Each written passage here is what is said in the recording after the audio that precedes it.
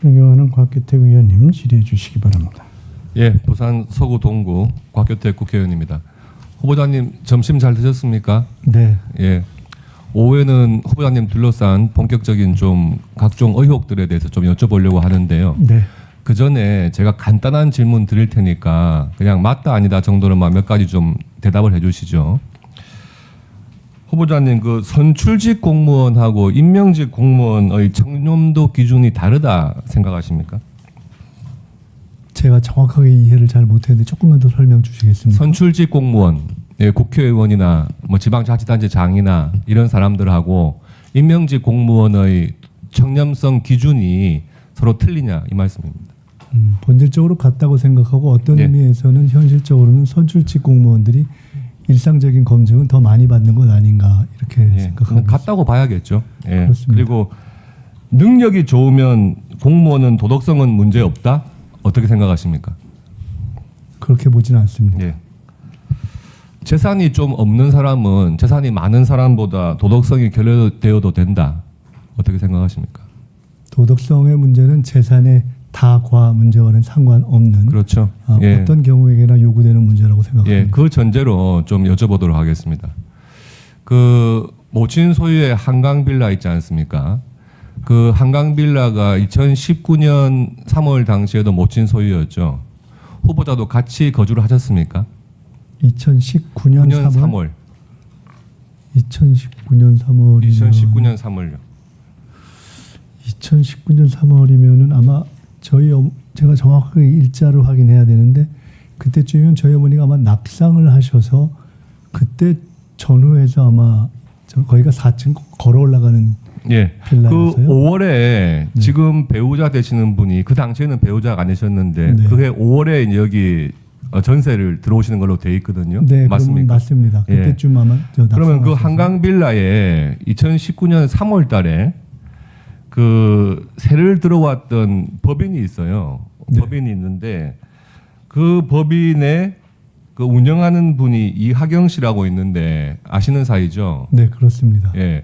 그러면 그게 저 법인으로 2019년 3월 달에 전세 계약은 체결했지만 이거는 뭐 법인으로 된 전세 계약이니까 실거주자는 이하경 씨로 알고 있었습니까? 실제로 거주하려고 하는 사람은? 그것은 거주 목적이 아니고 그분이 계약을 했는데 그 당시에는 그 빌라가 좀 오래된 빌라이긴 하지만은 옛날 빌라에서 조금 넓어서 일종의 무슨 쉐어하우스인가 무슨 약간의 그런 사업을 하려고 계약을 했던 것으로 제가 들었고요.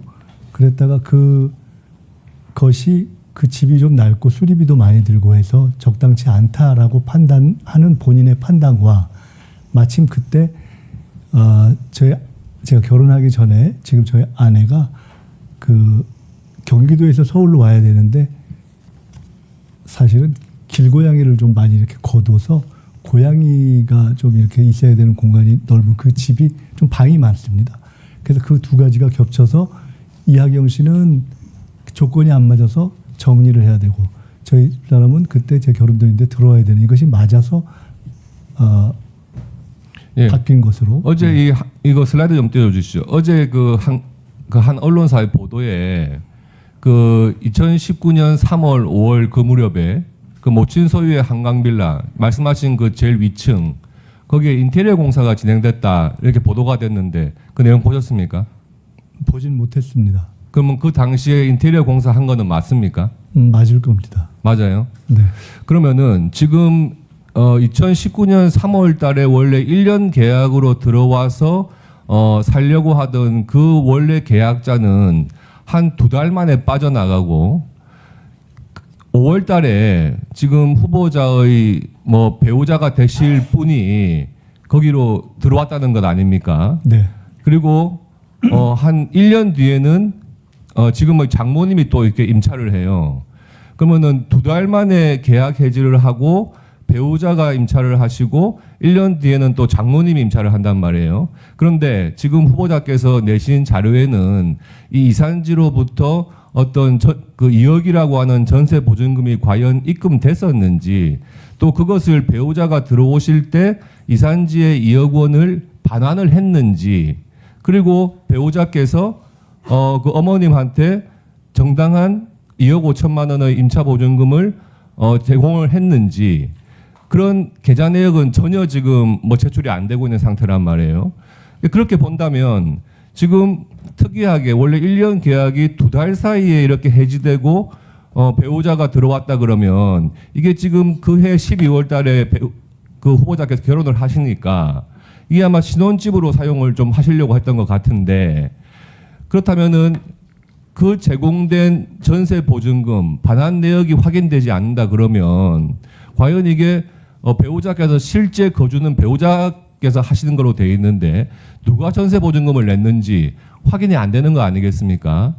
이 부분에 대해서 당연히 이렇게 표를 본다면 당연히 이산지의 그 이하경 씨 후보자하고는 프로보노 코리아라고 하는 법인의 이사관계로도 아주 친분이 있으시고 또 건설업자기도 하고 이분이 배우자가 내야 될 전세 보증금을 대신 내주고 반환받지 않은 것이 아닌가 하는 의심이 첫째 들고요.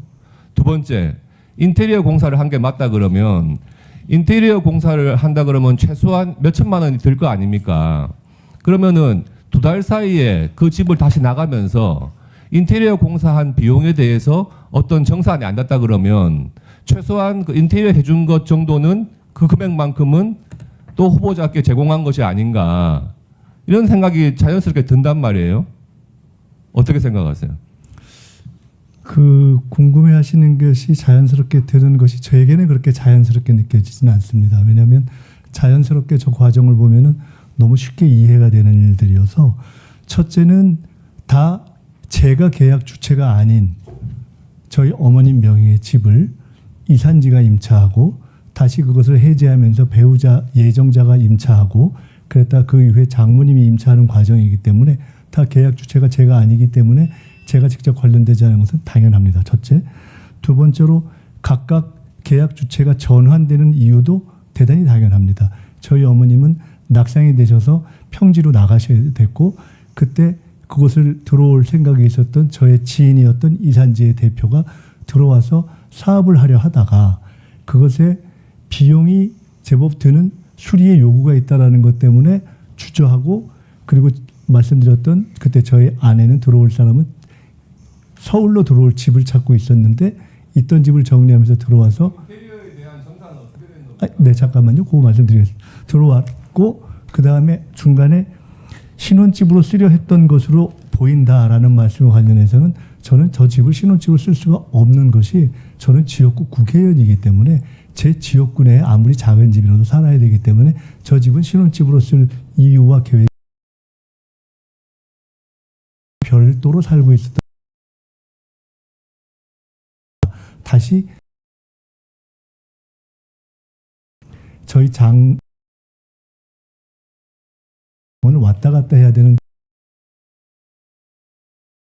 것이고 인테리어는 아주 쉬운 것이 아까 제가 이미 말씀드렸듯이 제법 낡은 집이었기 때문에 그 인테리어 당연히 수요가 있었는데 그 인테리어를 한 것입니다. 아마도 제가 볼 때는 그 인테리어를 한 일정한 액수가 그 이후에 한편으로는 인테리어 비용으로 반영되고 한편으로는 시가에 반영돼서 금액이 올라가지 않았나 이렇게 생각이 되고 종합적으로 각각의 전환의 과정과 인테리어에 들어간 것에 그 돈이 사라져서 누구에게 갈 여유가 없는 돈 아닙니까?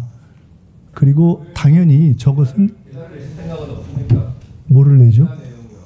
아니 계좌를 저것은 저와 관련된 계좌들이 전혀 아니어서 아까 똑같이 말씀드렸지만은 그 이전에 계셨던 다른 그 한덕수 총리를 포함한 다른 분들의 아니 제가 알고 있지 않은 내용인데 그것을 왜 동의를 해야 되는지 그것은 혹시 과거의 전례를 들어서 말씀을 해주시면 과거의 전례를 들어서 답변 드리도록 하겠습니다. 네, 곽기택 의원님 수고하셨습니다. 다음은 존경하는 박선원 의원님 질의.